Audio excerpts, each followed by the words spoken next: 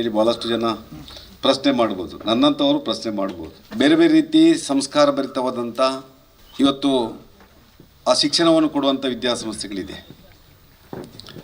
ಅಂಥ ವಿದ್ಯಾಸಂಸ್ಥೆಗಳ ಮಧ್ಯೆ ಇನ್ನೊಂದು ಶಿಕ್ಷಣ ಸಂಸ್ಥೆಯನ್ನು ಹುಟ್ಟುಹಾಕಿ ಮತ್ತೆ ಸಂಸ್ಕಾರ ಭರಿತವಾದಂಥ ಒಂದು ಶಿಕ್ಷಣವನ್ನು ಕೊಡಬೇಕು ಅಂತೇಳಿ ಇವತ್ತು AVG education and charitable trust ವತಿಯಿಂದ 10 ಉದ್ದೇಶಗಳನ್ನು ಇಟ್ಟುಕೊಂಡು ಅದರಲ್ಲಿ ಒಂದು ವಿದ್ಯಾಸಂಸ್ಥೆಯನ್ನು ಹುಟ್ಟುಹಾಕಿ ಅದರ ಮುಖಾಂತರ ವಿದ್ಯೆಯನ್ನು ಕೊಡಬೇಕೆನ್ನುವಂಥ ದೃಷ್ಟಿಯಿಂದ ಇವತ್ತು ಇಲ್ಲಿ ಅಲಂಬುಡದಲ್ಲಿ ಇಂಥ ವಿದ್ಯಾಸಂಸ್ಥೆಗೆ ನಾವು ನಾಂದಿ ಹಾಡುವಂಥ ಕೆಲಸವನ್ನು ಮಾಡ್ತಾಯಿದ್ದೇವೆ.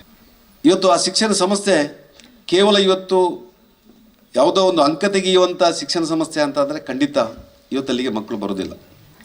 ಅಂಕ ತೆಗೆದು ಯಾವುದೋ ಒಂದು ವೈಟ್ ಕಾಲರ್ ಜಾಬ್ ಬೇಕು ಅಂದರೆ ಬಹುಶಃ ಜನ ಇವತ್ತು ನಿರೀಕ್ಷೆ ಮಾಡ್ತಾರೆ. ಆದರೆ ಅದರ ಒಟ್ಟಿಗೆ ಅವ ಈ ದೇಶದಲ್ಲಿ ಒಂದು ಸಂಸ್ಕಾರಯುತವಾದಂಥ ಜೀವನ ಮಾಡುವಂಥ ಒಬ್ಬ ಸತ್ಪ್ರಜೆ ಆಗಬೇಕು ಎನ್ನುವಂಥ ಕಲ್ಪನೆ ಕೂಡ ಒಂದು ವಿದ್ಯಾಸಂಸ್ಥೆಗೆ ಇರಬೇಕು.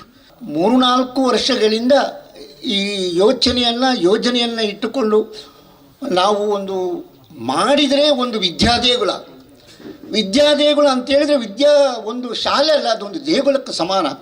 ವಿದ್ಯಾದೇಗುಲದಲ್ಲಿ ಕೈ ಸುಟ್ಟುಕೊಂಡ್ರೂ ಅದರಲ್ಲೇ ನಮಗೇನು ತೊಂದರೆ ಆಗೋದಿಲ್ಲ. ಅದು ನಾವು ದೇಗುಲ ರಚನೆ ಮಾಡುವಂಥದ್ದು. ಅದಕ್ಕೆ ನಾವು ಮಾಡೋಣ ಅಂಥೇಳಿ ತುಂಬ ವರ್ಷದಿಂದ ಈ ಬಗ್ಗೆ ಒಂದು ಚಿಂತನೆಯನ್ನು ಮಾಡಿ ಈಗ ಒಂದು ಹಂತಕ್ಕೆ ಬಂದು ಈ ಶಾಲೆಯನ್ನು ನಾವು ಇಲ್ಲಿ ಈಗ ಪ್ರಾರಂಭ ಮಾಡುವುದಕ್ಕೆ ನಿಮ್ಮೆಲ್ಲರ ಸಹಕಾರದಿಂದ ಈ ಕಾರ್ಯಕ್ರಮವನ್ನು ನಾವು ಹಮ್ಮಿಕೊಂಡು ಇವತ್ತೊಂದು ಕಾರ್ಯಾಲಯದ ಉದ್ಘಾಟನೆಯನ್ನು ಇಲ್ಲಿ ನೆರವೇರಿಸಿದ್ದೇವೆ. ಯಾವಾಗಲೂ ಇಲ್ಲಿ ಇರುವಂಥ ಒಂದು ಚಾಲೆಂಜಸ್ ಸಂಜೀವಣ್ಣ ಭಾರಿ ಚೆನ್ನಾಗಿ ಹೇಳಿದರು. ಶಾಲೆಗಳು ಆರಂಭ ಮಾಡೋದು ತುಂಬ ಸುಲಭ. ಇದು ಹುಲಿ ಸವಾರಿ.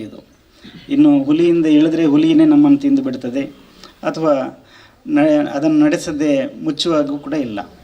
ಆದ್ದರಿಂದ ತುಂಬ ಜಾಗರೂಕತೆಯ ಮೆಟ್ಟಿಲನ್ನು ಅವರು ಸುಮಾರು 1-2 ವರ್ಷದಿಂದ, ಬಹುಶಃ ನನ್ನ ಅಂದಾಜಿನ ಪ್ರಕಾರ 1-2 ವರ್ಷದಿಂದ ಇದರ ಬಗ್ಗೆ ತುಂಬ ಯೋಜನೆಗಳನ್ನು ಹಾಕ್ಕೊಂಡು ಈ ಸಂಸ್ಥೆಯನ್ನು ಆರಂಭ ಮಾಡಿದ್ದಾರೆ. ಗುಣಮಟ್ಟದ ಶಿಕ್ಷಣ ನೀಡಬೇಕಾದ್ರೆ ಇವತ್ತು ಟೀಚರ್ಗಳ ಒಂದು ಭಾವನೆಗಳು ಮತ್ತು ಮನೆಯವರ ಬಹುಶಃ ಪೋಷಕರ ಭಾವನೆಗಳು ಇದರ ನಡುವೆ ನಾವು ಕೆಲಸ ಮಾಡಬೇಕಾಗುತ್ತೆ. ಸಾಮಾನ್ಯವಾಗಿ ಸಂಸ್ಥೆ ಆರಂಭಗೊಂಡಾಗ ಮಂಗಳೂರಿನಲ್ಲಿ ಯಾವಾಗಲೂ ಹೇಳೋದಿದೆ, ಹೋಟೆಲ್ಗಳು ಯಾವುದಾದ್ರೂ ಆರಂಭ ಆದರೆ ಒಂದು 2-3 ತಿಂಗಳು ತುಂಬ ಒಳ್ಳೆ ಬಿಸ್ನೆಸ್ ನಡೀತದೆ. ಆಮೇಲೆ ಅವರೇ ಅಪಪ್ರಚಾರ ಆರಂಭ ಮಾಡ್ತಾರೆ, ಅಲ್ಪ ಸರಿ ಇಜ್ಜಿ ಒಂದು ಸರಿ ಇಜ್ಜಿ ಅಂತ. ಹೀಗೆ ಶಾಲೆಗಳು ಕೂಡ ಆರಂಭ ಆದಾಗ ಈ ರೀತಿಯ ಅನೇಕ ಚಾಲೆಂಜ್ಗಳು ನಮ್ಮನ್ನು ಎದುರು ಹಾಕ್ಕೊಳ್ಳುವಂಥ ಸಾಧ್ಯತೆ ಇದೆ. ಯಾಕೆಂತೇಳಿದರೆ ನನಗೆ ಸಮಾಜದ ಯಾವುದೇ ರೀತಿಯ ಸವಲತ್ತುಗಳು ಇಲ್ಲದೆ, ಯಾವ ವ್ಯವಸ್ಥೆಗಳು ಇಲ್ಲದೆ ಸುಮಾರು 14 ವರ್ಷದ ಹಿಂದೆ ನನ್ನ ಸಂಸ್ಥೆ ಆರಂಭಿಸಿದಾಗ ಸಂಜೀವಣ್ಣ ಹೇಳಿದರು, ತುಂಬ ಹಳ್ಳಿಯ ಪ್ರದೇಶದಲ್ಲಿ ಹೇಗೆ ಅಳಿಕೆ ಇದೆ ಅದಕ್ಕಿಂತಲೂ ಹಳ್ಳಿ ಪ್ರದೇಶದಲ್ಲಿ ನಾನು ಆರಂಭ ಮಾಡಿದೆ. ಅನೇಕ ಚಾಲೆಂಜ್ಗಳನ್ನು ಎದುರಿಸಿದೆ. ಆದರೆ ನಾವು ಒಂದೇ ಒಂದು ಚಾಲೆಂಜಲ್ಲಿ ಇಟ್ಕೊಂಡದ್ದೇನಂತ ಹೇಳಿದರೆ ಗುಣಮಟ್ಟದ ಶಿಕ್ಷಣ ಕೊಡುವಂಥದ್ದು ಮಾತ್ರ. ಆ ಗುಣಮಟ್ಟದ ಶಿಕ್ಷಣ ಯಾವಾಗ ವ್ಯಕ್ತಿಯನ್ನು ನಿರ್ಮಾಣ ಮಾಡುವಂಥ ಒಂದು ವ್ಯವಸ್ಥೆ ಒಂದು ಸೂರಿನಡಿಯಲ್ಲಿ ಆರಂಭ ಆಗುತ್ತೆ, ಅಲ್ಲಿಗೆ ಖಂಡಿತ ಸೋಲಿಲ್ಲ ಅಂತ ಹೇಳೋದಕ್ಕೆ ನಾನು ಕೂಡ ಒಬ್ಬ ಉದಾಹರಣೆ. ಬಹುಶಃ ನನಗೆ ಅತ್ಯಂತ ಸಂತೋಷ ಆಗ್ತಾ ಇದೆ. ಮೊನ್ನೆಯ ಶಿವರಾತ್ರಿಯಂದು ನನ್ನ ಈ ಒಂದು ವಾರ್ಡಿನಲ್ಲಿ ನಮ್ಮ ಶಾಸಕರು ನಮ್ಮ ಕ್ಲಿನಿಕ್ ಅನ್ನು ಉದ್ಘಾಟನೆ ಮಾಡಿದರು. ಬಹುಶಃ ಇಡೀ ಪುತ್ತೂರು ತಾಲೂಕಿನಲ್ಲಿ ಪ್ರಥಮವಾಗಿ ಈ ವಾರ್ಡಲ್ಲಿ ಆ ಒಂದು ಕ್ಲಿನಿಕ್ ಆಗಿದೆ.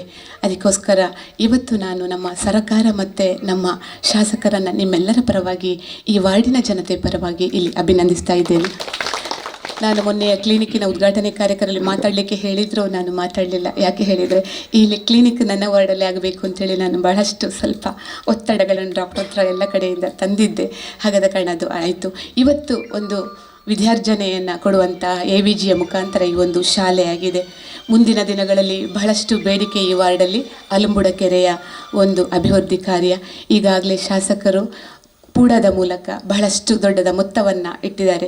ಒಂದು ಸಣ್ಣ ತಾಂತ್ರಿಕ ತೊಂದರೆಯಿಂದ ಅದು ಸ್ವಲ್ಪ ಬಾಕಿಯಾಗಿದೆ. ಮುಂದಿನ ದಿನಗಳಲ್ಲಿ ಅದು ಆಗ್ತಾ ಇದೆ.